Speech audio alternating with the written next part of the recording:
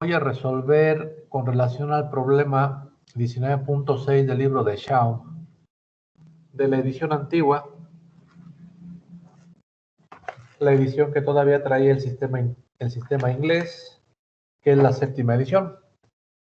Sería el problema 19.6 y el problema 19.7.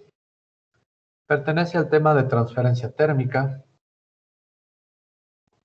Y bueno, ya vamos a hacer una aplicación directa, o voy a hacer una aplicación directa de la formulación de la física.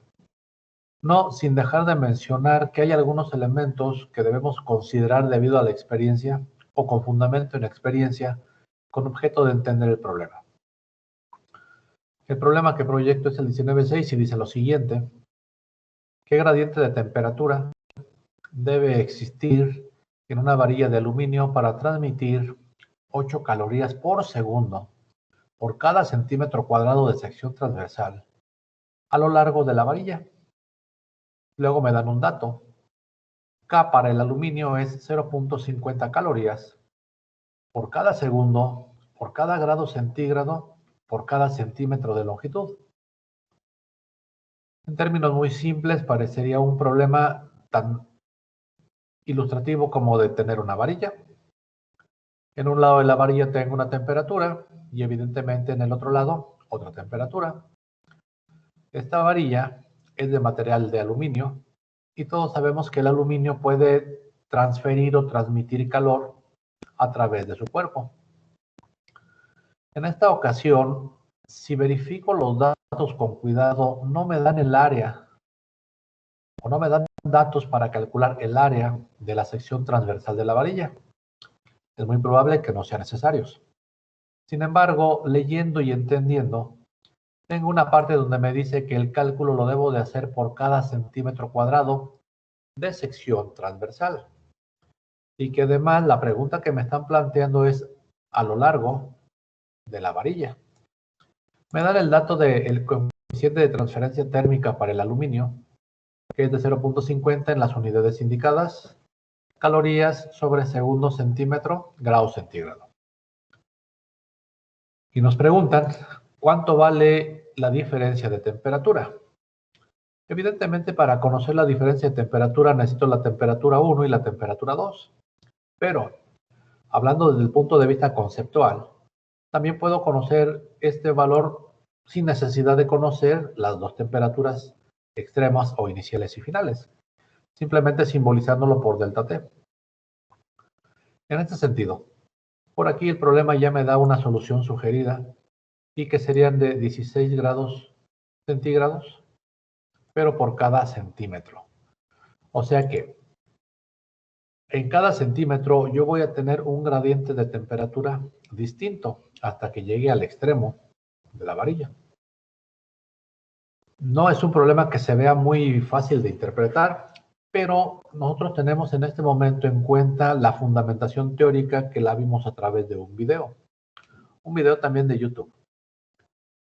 Entonces, haciendo ya referencia con relación a nuestros datos, voy a ajustar un poquito la distribución del problema con objeto de que se vea el procedimiento y podemos identificar que yo tengo un delta Q o un cambio de energía calórica o térmica de 8 calorías sobre segundo, pero muy atentos, por cada centímetro cuadrado de sección transversal.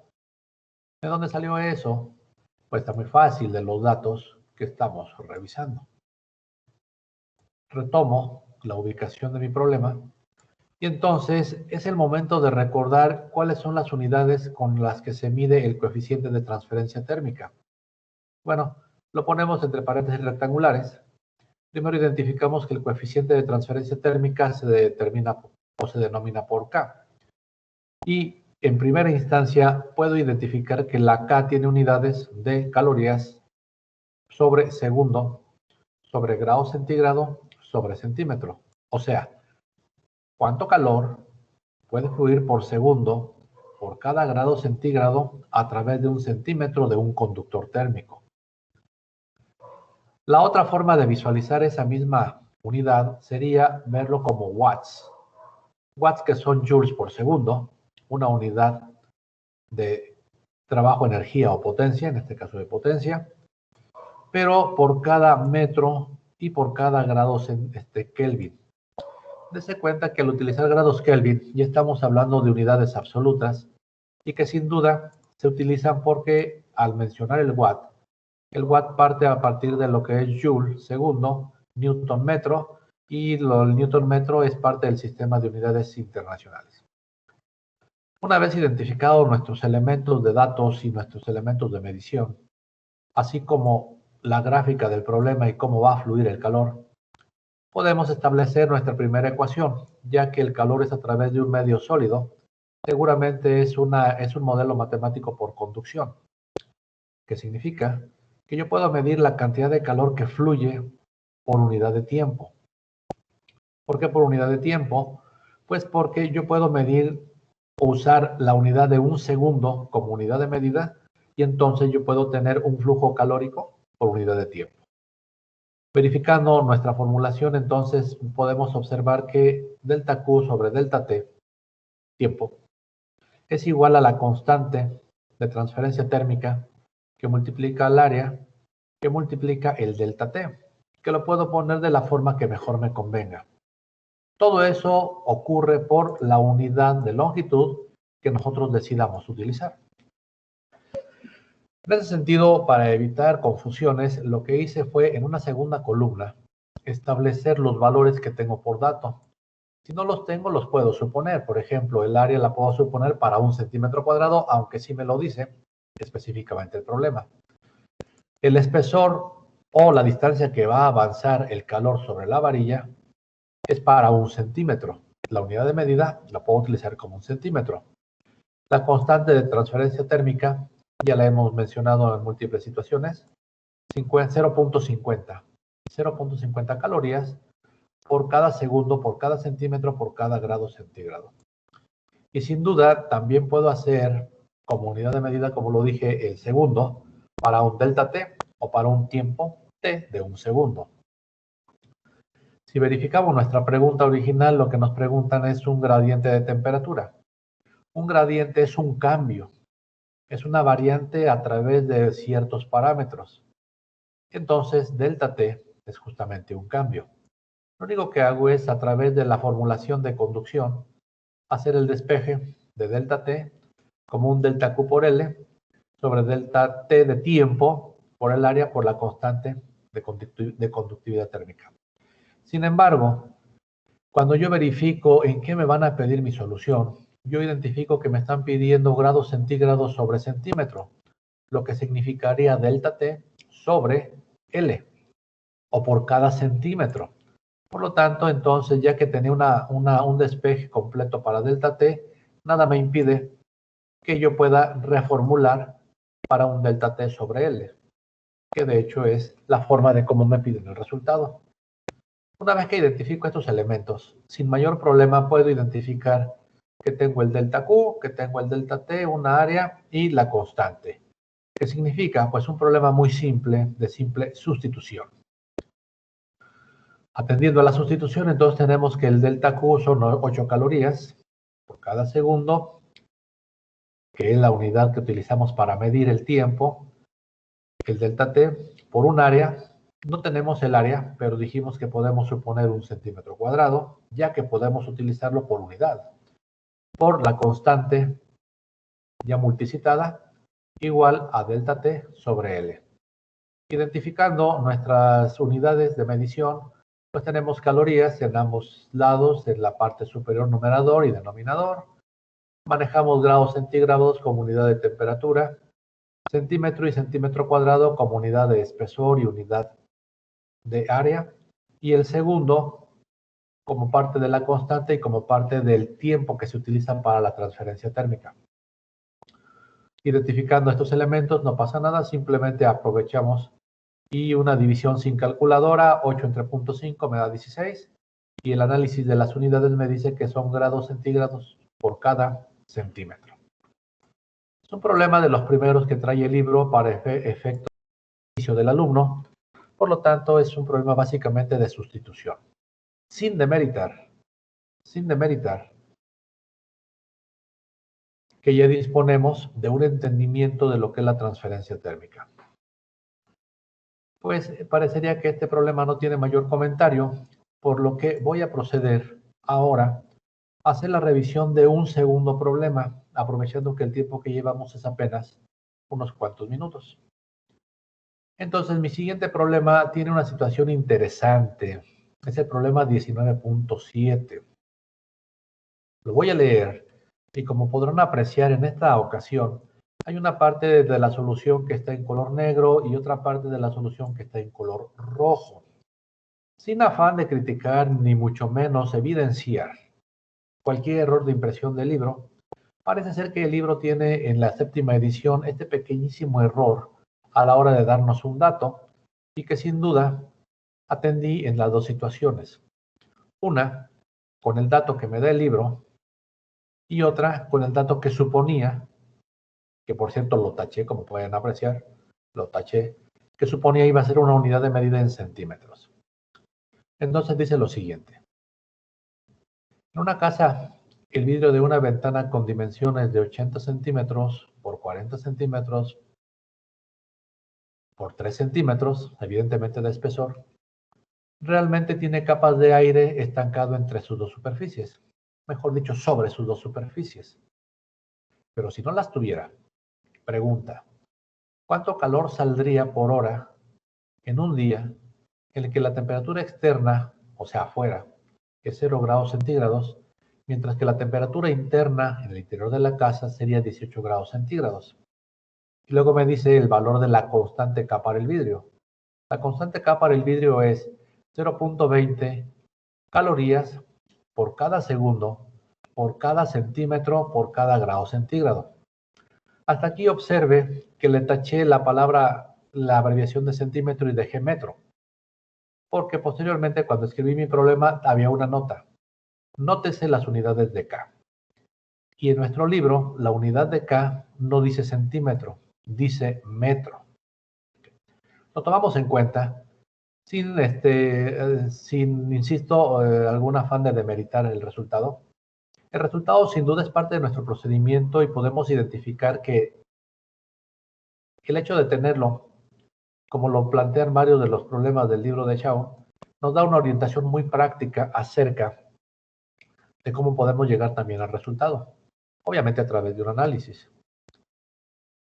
Una vez que identificamos los elementos y entendimos el problema, porque recuerden que leer sin entender no es aplicable, entonces hacemos un esquema muy simple relativo a lo que es la ventana con las dimensiones del espesor del vidrio de manera exagerada, como lo pueden apreciar. Entonces una ventana de 80 centímetros por 40 centímetros por 3 centímetros de espesor.